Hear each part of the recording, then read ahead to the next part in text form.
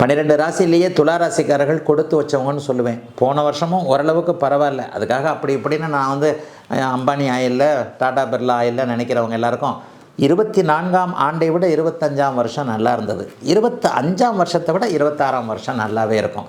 இந்த வருடத்தினுடைய கிரக நிலைமைகளை பார்த்தீங்கன்னா 11ஆம் இடத்திலேயே நிலைத்தன்மையோடு கேது இருக்க, 6ஆம் இடத்துல சனி பகவான் வலுத்து அமர்ந்திருக்கிறார்.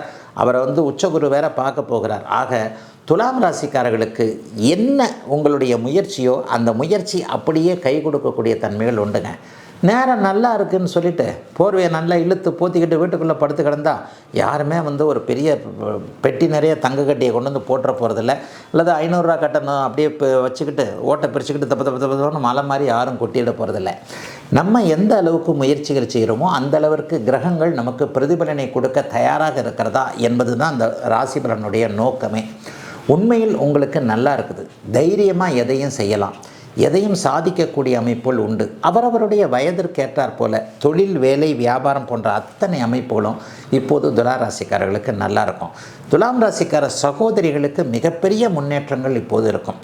அதுவும் வீட்டிலையும் வேலை செய்கிறேன், அங்கே மாமியார் திட்டு வேறு, இந்த பக்கம் பார்த்தா வேலையில் மேனேஜர் வேறு திட்டிக்கிட்டு இருக்கிறாரு, நான் எங்கே தான் ஏன் போகிறதுன்னு நினச்சிக்கிட்டு இருக்கக்கூடிய துலாம் ராசிக்கார நடுத்தர வயது சகோதரிகள் எல்லோருக்குமே மிகப்பெரிய முன்னேற்றம், அங்கீகாரம் கிடைக்கக்கூடிய ஒரு நல்ல வருஷமாக இந்த வருஷம் இருக்குங்க.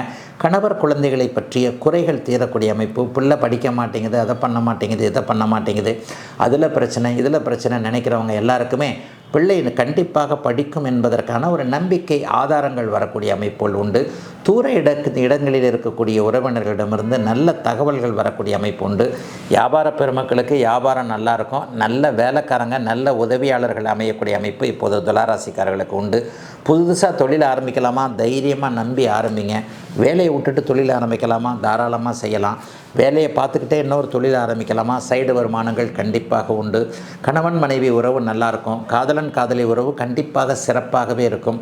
பெற்றோர்கள் அனுமதியோடு காதலன் காதலியை திருமணம் செய்து கொள்ளக்கூடிய அமைப்புகள் உண்டு. புதிய காதல், பிரேக்கப் ஆகி போன காதலுக்கு பதிலாக புதிய காதல் உருவாகக்கூடிய அமைப்புகள் இருக்கும். வேலை ஸ்திரமாக கண்டிப்பாக இருக்கும். ஏதாவது ஒன்று பண்ணி துளாராசிக்காரங்க இந்த வருஷங்கள், வரக்கூடிய வருஷங்கள்லாம் பெரிய அளவில் கஷ்ட நஷ்டங்கள் இல்லை.